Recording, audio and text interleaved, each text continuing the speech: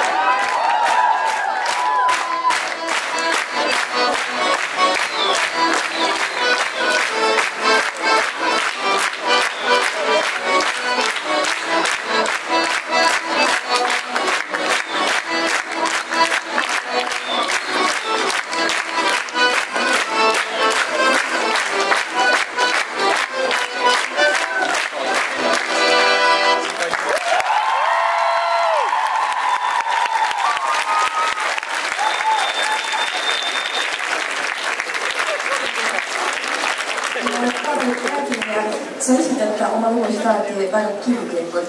Mida sa enne esinemist teed, et see kirg ennast välja saada? Harjutan.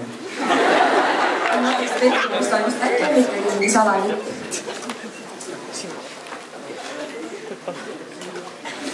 Või on seda kirge sinu sees lihtsalt nii palju, et ei olegi vaja tekitada?